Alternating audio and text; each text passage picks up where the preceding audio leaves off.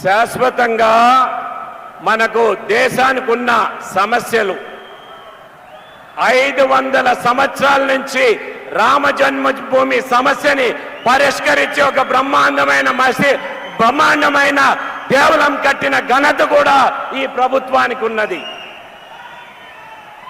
మహిళలకు 33% రిజర్వేషన్ చట్టసభల్లో దగ్గర 30 సంవత్సరాల నుంచి పార్లమెంట్ లో ఉంటే దాన్ని పాస్ చేపించి వచ్చే ఎలక్షన్ కి మహిళలకు వారికి 33% రిజర్వేషన్ కలిగిపోతున్నారు.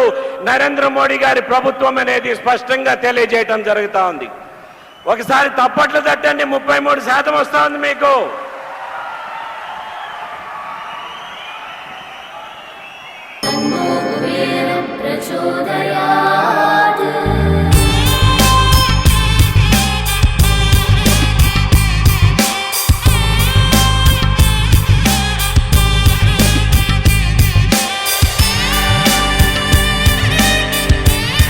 కుబేరలక్ష్మి కటాక్షంతో అందరి ఇంట్లో బంగారం, వజ్రం, వెండి నిండా. లలిత అక్షయ తృతీయ బంగారు నగలకు తరుగులో 1% తగ్గింపు. వజ్రాభరణాలు క్యారెట్కు 5,000 తగ్గింపు.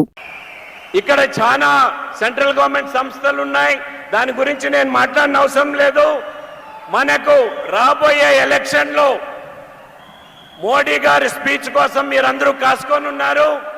రాబోయే ఎలక్షన్ లో మీరందరూ కూడా మరోమారు రాజంపేటలో మోడీ గారు బీజేపీ టార్గెట్ 370 సీట్లు పెట్టుకోనుంది. మన రాజంపేటని ఆ 370లో మీరు ఆశీర్వదిస్తారా అనేది నేను మీ అందరినీ కోరటం జరుగుతూ ఉంది. ఒక పక్క కేంద్రంలో 370 పైన రావాలని, ఇంకో పక్క రాష్ట్రంలో చంద్రబాబు నాయుడు నాయకత్వంలో రాష్ట్ర ప్రభుత్వానికి మీరందరూ మద్దతు ఇవ్వాల్సిందిగా మీ అందరినీ కోరటం జరుగుతూ ఉంది. ఇక్కడ విచ్చేసిన వేలాది మందికి అందరికి కూడా మీ ఉత్సాహం ఈ రోజుతో కాదు, ఇల్లు అలగ్గానే పండగ కాదు. మన పండగ, ఓట్ల పండగ మే 13వ తేదీ ఉంది.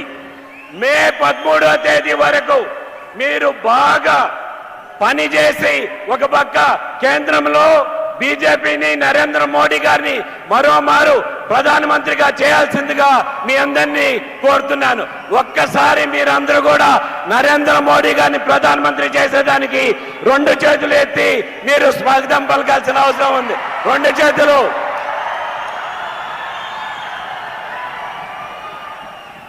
కమలం గుర్తుకే పార్లమెంట్ ఎలక్షన్ ఓటేయాలి. అదేవిధంగా అసెంబ్లీ ఎలక్షన్ లో ఎక్కడెక్కడ తెలుగుదేశం పోటీ చేస్తుందో సైకిల్ గుర్తుకి మీరందరూ ఓటేయాల్సిందిగా కోరుతూ, ఎక్కడెక్కడ జనసేన పోటీ చేస్తుందో గ్లాసు గుర్తుకి ఓటేయాల్సిందిగా కోరుకుంటూ నేను సెలవు తీసుకుంటున్నాను. భారత్ మాతాకి. సరిపోలేదు, గట్టిగా రావాలి. భారత్ మాతాకి. భారత్ మాతాకి. జై హింద్.